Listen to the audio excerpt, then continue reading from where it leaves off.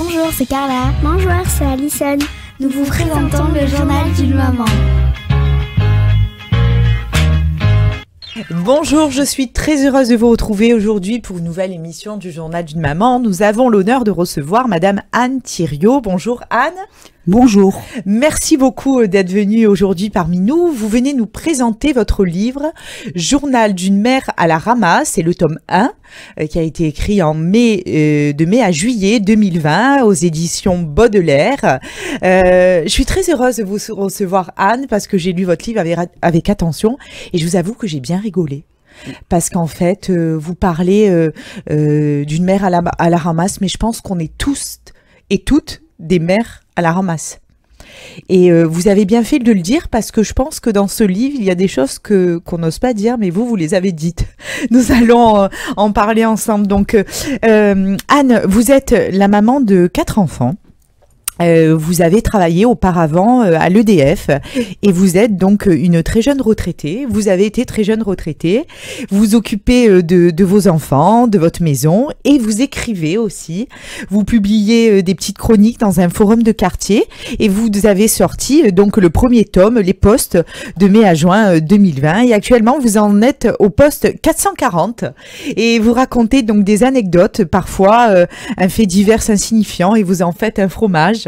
En parallèle, vous vous occupez également des petits jeunes du quartier. Vous organisez des matchs de foot et vous y jouez aussi. Vous êtes une joueuse de foot. La moitié de ces petits jeunes sont handicapés et ils ne peuvent donc pas faire partie d'un vrai club, mais vous les prenez sous votre aile. Et vous êtes en train de créer une association sportive, Parc à chiens Bortoli. Et donc, vous avez décidé d'écrire ces posts, comme vous dites, et de les réunir dans ce livre. Qu'est-ce qui vous a donné l'envie, Anne, de les mettre sur un livre et du coup de faire connaître vos posts à tout le monde?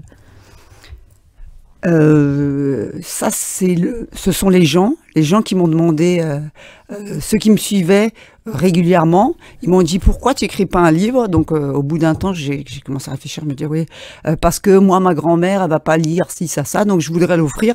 Donc c'était vraiment pas pour gagner de l'argent, c'était vraiment pour faire partager quelque chose qui avait plu. Je m'y attendais pas parce que j'ai vraiment commencé comme ça pour distraire les gens pendant le Covid.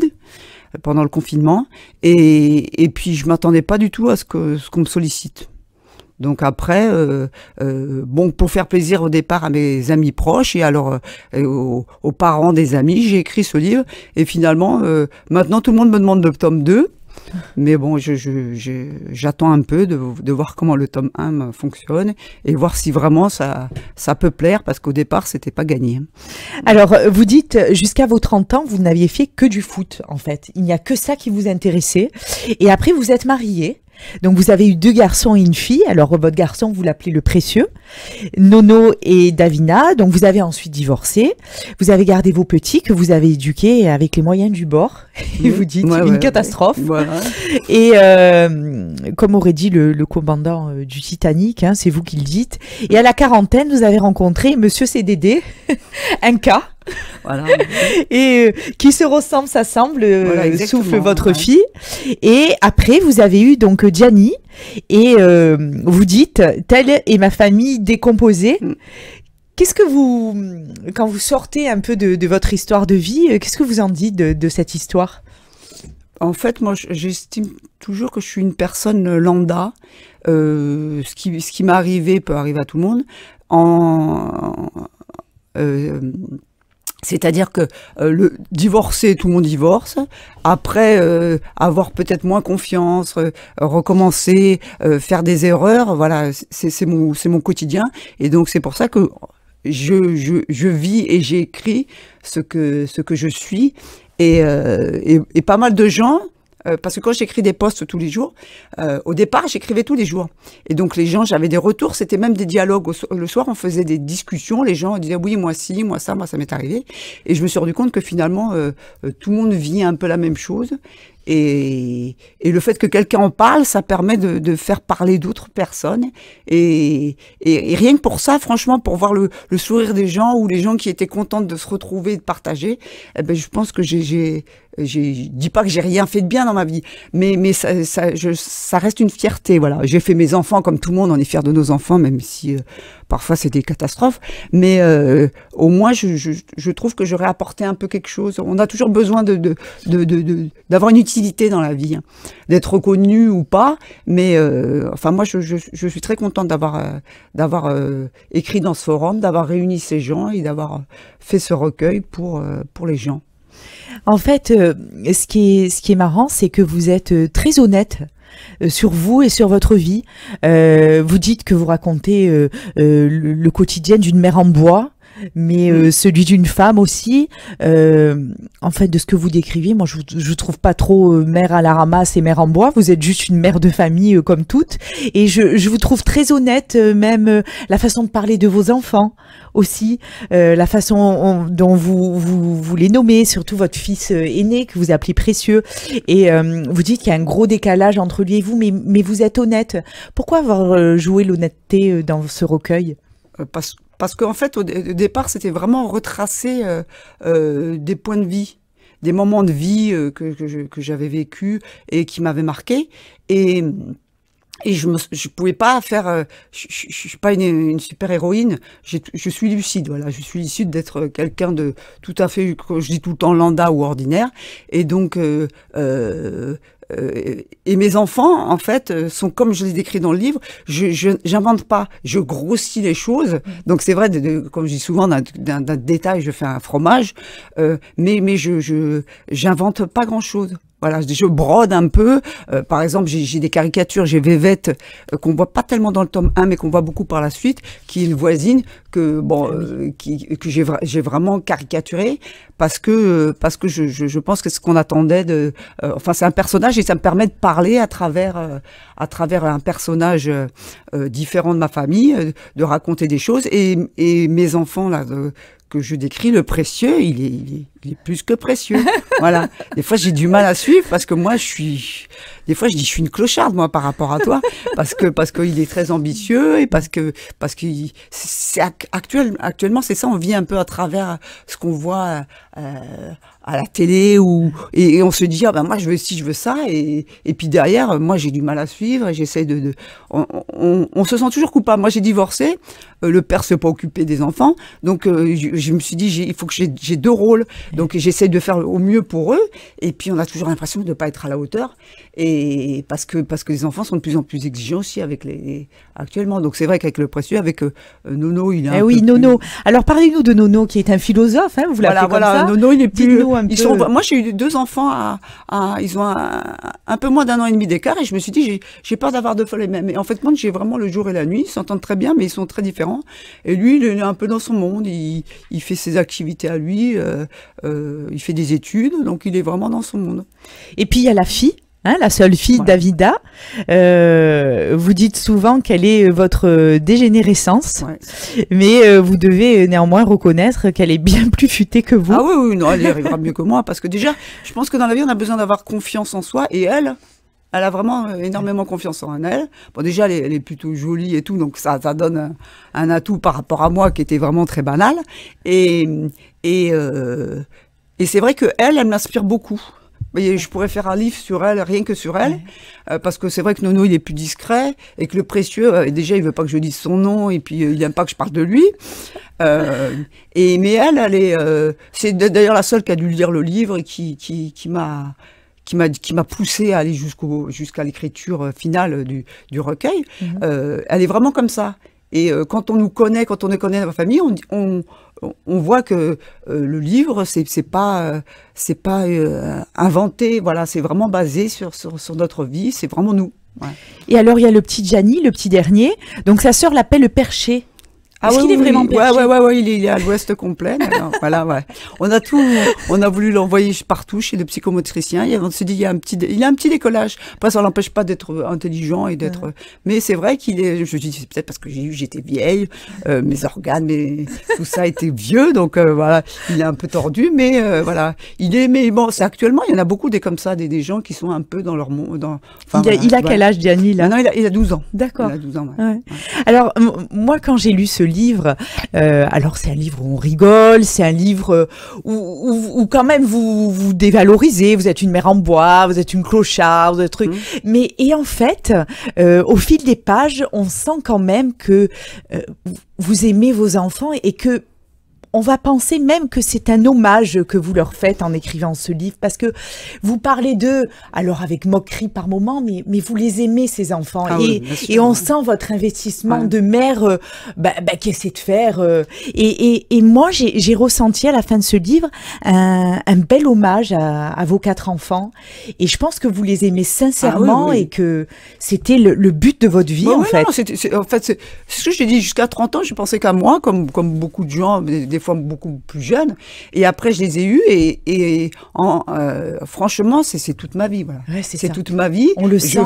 J'ai pris ma retraite pour eux, pour me dire parce que actuellement c'est quand même plus compliqué d'avoir enfin je veux dire, même si eux un jour ils veulent acheter un truc à Marseille, c'est hors de prix, voilà, ça sera plus compliqué pour eux, donc il faut qu'ils fassent au mieux qu'ils peuvent. Après, c'est pas dit qu'ils feront des métiers extraordinaires. Moi j'ai dit à ma fille une fois, j'ai dit, tu devrais être coiffeuse, parce que moi je suis toujours super mal coiffée, et ça c'est un métier, on pourra pas, il y aura pas de robot qui va coiffer les cheveux, ou n'importe quel métier, mais je veux que vous fassiez quelque chose qui vous plaît. Voilà. Donc et effectivement là dans ce livre, je parle beaucoup d'eux, je me moque un peu des défauts des uns et des autres, je dis qu'un tel est perché, qu'un tel est précieux, et que ma fille est parfois hystérique, mais c'est vraiment les enfants, c'est quand même des bouts de soi, et je dis, moi jusqu'à 30 ans j'avais pas d'enfants, et quand j'en ai eu, je me suis dit, oui, j'aurais pas pu vivre sans eux, voilà. Et ma vie d'avant, c'était une partie, je regrette rien, je me suis bien amusée, mais là maintenant, toute ma vie, ça sera eux, et quand ils auront besoin de moi, je serai toujours là. Ouais, on le sent beaucoup. Alors vos enfants vous disent, quand vous rouspétez un peu à vous occuper d'eux, ils vous disent, en fait, tu n'avais qu'à bien profiter avant, tu nous as pas eu à 16 ans, à ce que l'on sache quand même. Voilà, oui, elle me dit tout le temps, ma fille, elle me dit, voilà, c'est bon là, ou bien quand on revient de l'école, c'est pour elle, parce qu'en fait, oui, on n'était pas là jusqu'à 4h30, maintenant, donc effectivement, je fais la... Après, c'est vrai que des fois, on a l'impression que être à la maison, c'est pas valorisé non plus, parce que j'arrive, j'ai tout fait le ménage, elle arrive, elle balance son sac, voilà. Et bon, après, il faut savoir que moi, j'attends pas que dès qu'ils arrivent, ils me fassent là ou là. Maman, c'est bien, t'as nettoyé la cuisine, parce qu'en fait, je me dis que mon rôle, c'est aussi en fait, des fois, je me dis, j'aurais pas pu prendre ma retraite si je l'avais pas. Donc quelque part, je me dois de faire peut-être plus qu'une mère qui travaille, parce que moi j'ai le temps, et c'est vrai que je suis vraiment attachée à leur bien-être, à faire au maximum de mes possibilités pour qu'ils aient ce qu'ils veulent. Voilà, et qu'ils arrivent. On le sent beaucoup. Alors, vous en avez pas eu assez de cadres que vous allez vous occuper des petits et les faire jouer au foot. Ouais, ça au départ, c'était pour moi, parce que moi, je suis une grande nerveuse, et faire du sport, et je suis tombée dans le foot quand j'étais toute petite. Et en fait, à un moment donné de ma vie, quand j'avais pas d'enfant, mon travail, j'étais un pion, comme je dis souvent, sur l'échiquier de l'EDF, à qui je dois beaucoup, l'EDF, je dois beaucoup, mais j'étais un pion. Et bien, en jouant au foot et en étant un peu reconnue au niveau du foot, ça m'a permis d'avoir une assurance, et ça m'a fait beaucoup de bien. Donc moi, le foot, j'ai toujours joué, mais par contre, je suis plus gamin des quartiers que que club. Parce que Ouais. déjà, je suis pas bâtie pour prendre des coups d'épaule, parce que les filles, elles sont assez costauds. Et puis, ça me permet, moi, je trouve que le foot, il m'a tout apporté. Et même à mon fils, qui est dans une école privée, qui connaît pas, on a une maison, on n'est pas dans la cité. Ça lui apprend quand même le partage des choses qu'il n'a pas par ailleurs. Et au parc à chiens, comme on l'appelle, parce que on jouait au parc Bortoli, on a été virés parce qu'il grandissait. Et c'est vrai, il tapait fort, il y avait des poussettes à côté. Donc, on s'est installé en face de la piscine de Bonneveine. Et on joue, et effectivement, il y en a un qui était dans une école d'handicapés, il nous a ramené tous ses collègues, et franchement, qu'est-ce qu'ils sont attachants, qu'est-ce qu'ils sont, franchement, j'ai fait un post là, dernièrement, justement sur mes petits, comme je les appelle, et je me dis, eux aussi, nous on leur apporte, parce qu'en club, ils peuvent pas jouer, tout ça, parce qu'il y en a qui ont un peu des problèmes moteurs, et puis c'est vrai, des fois, tu répètes 10 fois la chose, doucement, tu vas faire mal. Ah ben ça y est, t'as fait mal. Mais franchement, moi je suis très fière de mon équipe de foot. Je suis très fière aussi des joueurs, de ce qu'ils apportent. Ça fait partie d'un tout. Et j'en ai parlé très rarement dans mon livre. Dans le premier tome, non, puisque c'était pendant le confinement, on pouvait pas sortir. Mais après, ça fait vraiment partie d'un plus. D'un plus dans la vie, ce partage, on a besoin des autres. On s'en est bien rendu compte d'ailleurs pendant le confinement, qu'on avait besoin des autres. Et moi qui, justement, j'étais à EDF, j'étais dans un open space, on était 15, je me suis retrouvée après toute seule à la maison à faire mon ménage. On peut pas se contenter de ça. Donc c'est pour ça que je fais partie d'un club de foot féminin, avec des joueuses de Michelis qui sont très très sympas, moi ça me fait, et en complément, donc aussi je m'occupe des petits jeunes. Des petits. Alors dites-moi, votre voisine Yvette, elle existe vraiment? Vous nous en avez parlé tout à l'heure. Et comment va-t-elle? Bah là, elle va tant bien que mal, parce qu'elle est un peu branlante, elle tient plus tellement debout, parce que madame, il faut qu'elle mange les tucs, alors forcément elle est un peu grosse, donc quand elle tombe, elle a du mal, elle existe vraiment. Après, des fois, j'ai peur parce que je me dis, elle a jamais lu, elle est pas sur Internet. Je me dis, si elle dit, oh, c'est pas très gentil, mais elle sait que je l'aime bien quand même. Oui, bah oui, je suis là pour l'emmener aux commissions, on sent ou au club que vous l'aidez aussi beaucoup. Non, je l'aime bien, elle fait partie de. Elle fait partie de votre vie aussi. Des fois, il y a des mois où je la fréquente pas parce que déjà elle a pas besoin, mais c'est vrai que quand elle me demande, amenez-moi Leclerc, ou bien je sors discrètement avec mes sachets et elle me dit, vous allez au Leclerc, je peux pas dire non, j'y vais pas, je promène mes sachets, et donc je l'amène, et puis voilà. Non, ça fait partie du voisinage positif, voilà. Alors, ma dernière question, pourquoi vous avez nommé ce livre Journal d'une mère à la ramasse? Est-ce que vous pensez vraiment à la ramasse, en fait? Oui, honnêtement, oui. Ouais, parce que je fais beaucoup d'efforts, mais il y a toujours un truc qui cloche. Voilà. Il y a toujours, je fais jamais ça bien. La dernière fois, j'ai fait un super gâteau et je l'ai mis dans mon four. Après, j'ai un four qui est spécial parce qu'à 4 minutes 03, le gâteau n'est pas cuit. À 4 minutes 04, il est brûlé. Donc, je fais beaucoup d'efforts et au départ, je voulais l'appeler Journal d'une mère en bois, justement. Et ma mère m'a dit non, t'es pas en bois. T'es à la ramasse. Voilà, c'est elle qui a choisi. Et je trouve que c'est vrai que je fais beaucoup d'erreurs, mais j'essaie de pas faire les mêmes. Mais je fais d'autres erreurs. Je me renouvelle dans mes erreurs, mais voilà, honnêtement, je suis à la ramasse dans tout ce que je fais. Ça a toujours été un peu comme ça. Et je pense que ça changera pas. Je serai toujours comme ça. Mais ça n'empêche pas quelqu'un de parfait doit être casse-pied, donc au moins je suis plus rigolote, comme dit ma mère. Elle dit ah oui, à chaque fois qu'on part, on ne sait pas si on va revenir, voilà, ou dans quel état. Donc effectivement, je pense que c'est plus attrayant quelqu'un même quand je veux calculer, même quand je veux programmer une sortie, tout, il y a toujours une catastrophe. Donc maintenant on s'y fait, et puis c'est vrai, ce que je redis, c'est plus